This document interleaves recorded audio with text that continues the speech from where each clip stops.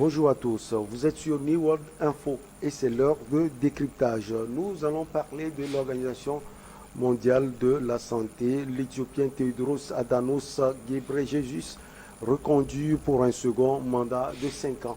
Mamadou Diouf, bonjour, vous allez bien? Bonjour Michel. Premier Africain à diriger l'Organisation mondiale de la santé, l'Éthiopien Tedros Adhanom Ghebreyesus a été reconduit mardi pour un second mandat. À la tête de l'OMS depuis le 1er juillet 2017, il a notamment dû gérer la lutte contre la pandémie de Covid-19 avec des appels restés souvent sans écho.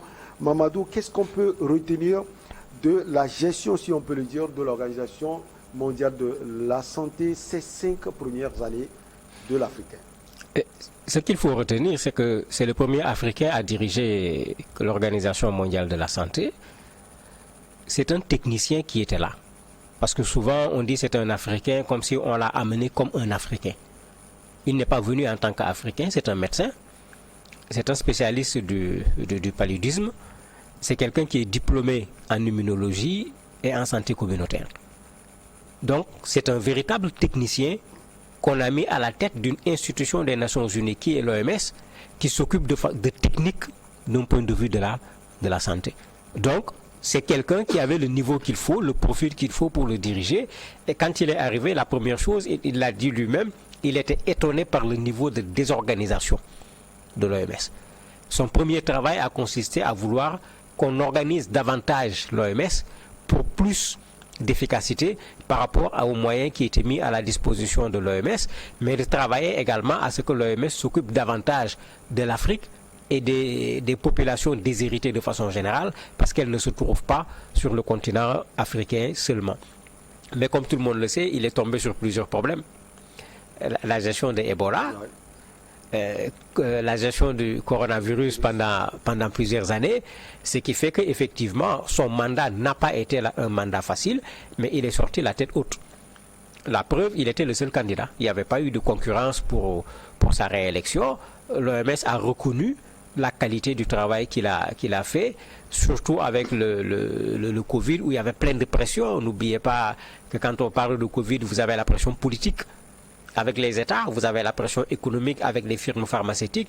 On a beaucoup attaqué l'OMS, moi ça m'a toujours surpris. L'OMS a eu l'attitude la plus scientifique par rapport à cette maladie. Ils ont toujours dit ne fermez pas les frontières. Même quand ça a chauffé. Même avec le dernier variant, quand c'est sorti au micro, quand les gens ont recommencé à fermer les frontières, l'OMS a dit ne fermez pas les frontières, nous n'avons pas encore suffisamment d'informations. Quand ils ont eu des informations, ils ont dit que ce n'est même pas la peine, lui, son Covid est beaucoup plus faible que ce qu'on a connu jusqu'à présent. Ils ont toujours eu raison, mais les gens n'ont pas voulu les écouter parce qu'ils parlaient à des moments difficiles où les politiques voulaient prendre des décisions qui étaient plus politiques que scientifiques. Les industries pharmaceutiques voulaient prendre des décisions plus pour des raisons économiques qu'autre chose. C'est pourquoi vous avez vu des pays européens homologuer des vaccins avant que l'OMS n'homologue ces vaccins. Et c'est pourquoi il faut qu'on fasse attention. C'est vrai que d'un point de vue politique, les Nations Unies, c'est de la pagaille.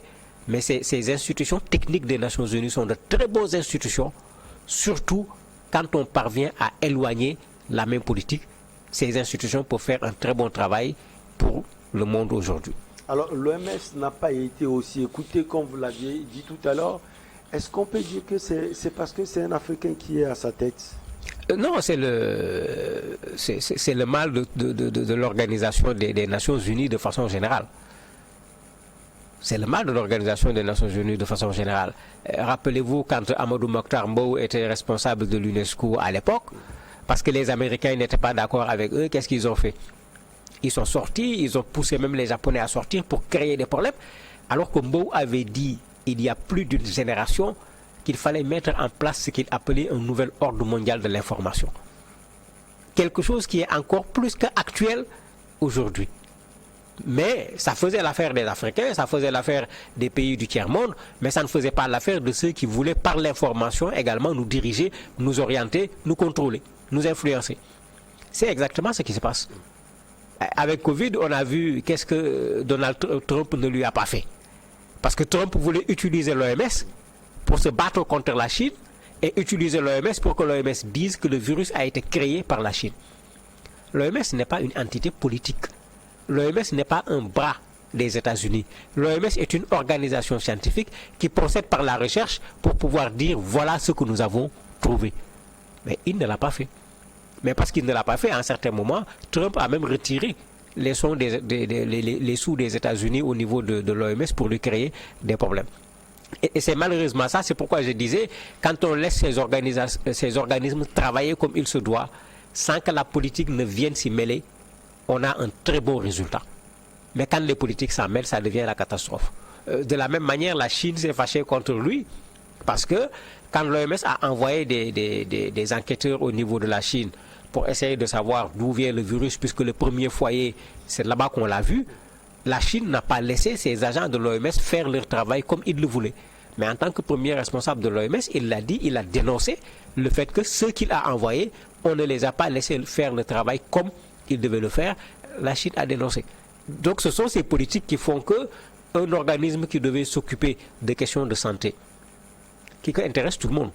Le Covid vient de le montrer, pendant longtemps, c'est comme si l'OMS était là pour les Africains surtout, mais le Covid vient de montrer que tout le monde en a besoin. La variole du singe également, qui se trouve actuellement plus en Europe que chez nous, est en train de montrer que la santé, ce n'est pas une affaire des Africains et les problèmes ne se trouvent pas nécessairement chez les Africains. Mais l'OMS a un rôle extrêmement important à jouer quand on met ensemble des compétences en matière de santé qui puissent aider le monde à prendre la meilleure orientation pour que la santé des populations soit garantie. Alors, nonobstant ces croix en face, l'Éthiopien Tedros Adhanos Ghebreyesus est resté serein. Est-ce que, Mamadou, c'est ce qui justifie le fait qu'il n'y a pas de candidat en face lors du bulletin, du scrutin, j'allais dire? Il a été un bon technicien. Vous savez, quand vous dirigez les organismes spécialisés des Nations Unies, vous êtes sous une énorme pression. Imaginez quand les Pfizer et autres ont fabriqué leur vaccin, mais la première chose qu'il faut chercher, c'est l'homologation de l'OMS.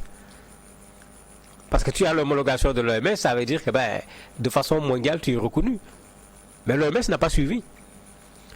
Imaginez la pression à laquelle il a été soumis par, bien sûr, ces firmes pharmaceutiques, mais par les pays où se trouvent ces firmes pharmaceutiques, parce qu'après, le résultat de l'argent revient dans le pays où se trouve la firme pharmaceutique, et il a dû résister.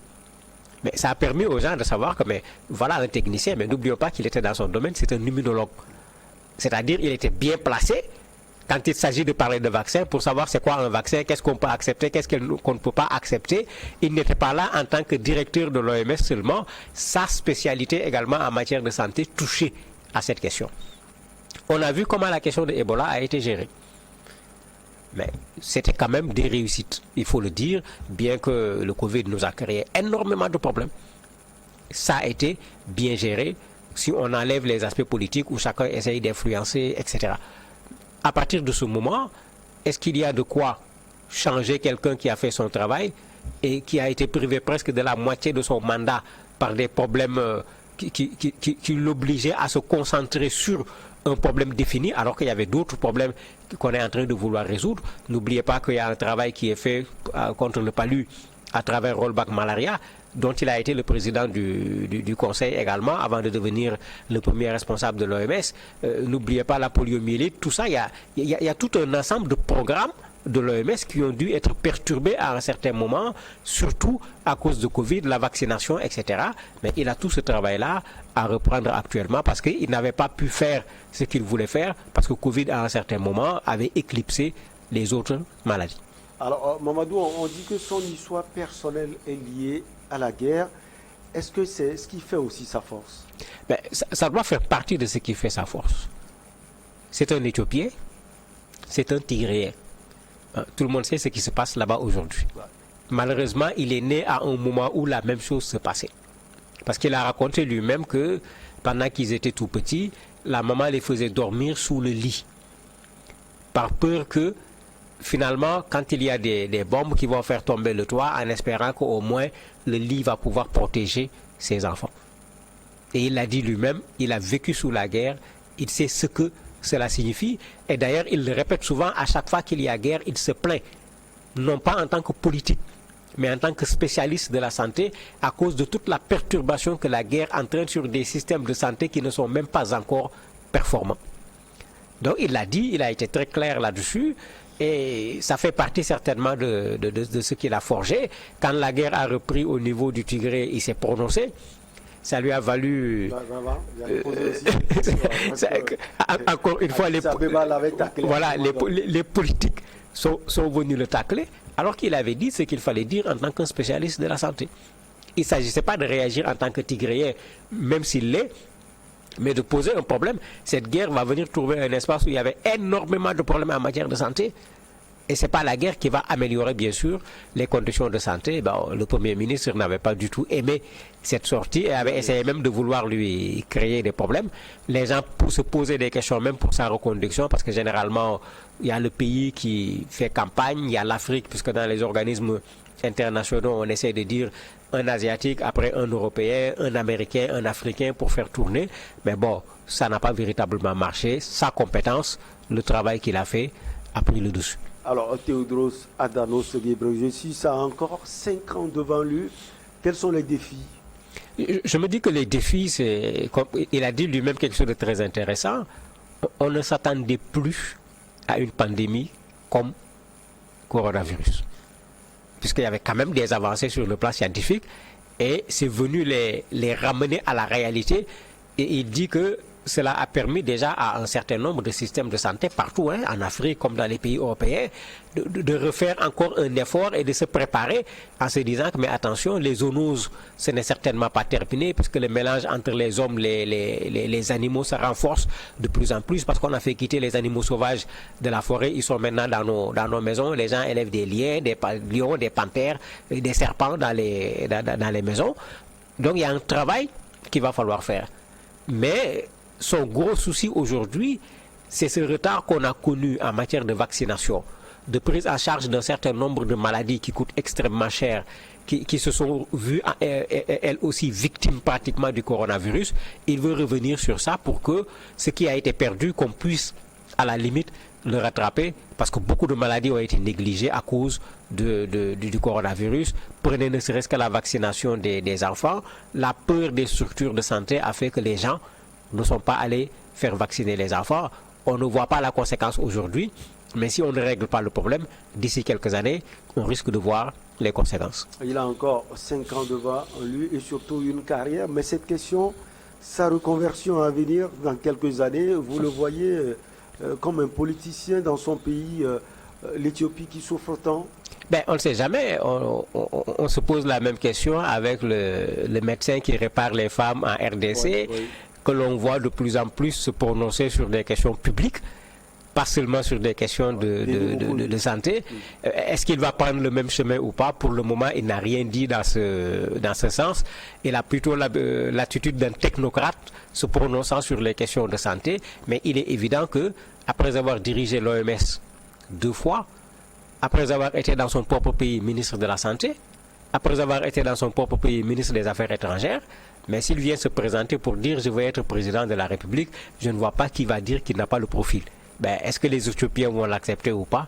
Ça, c'est une autre paire de manches. Merci beaucoup à vous, Mamadou Diouf. La petite pause, elle s'impose. Et derrière, on reçoit l'invité du jour.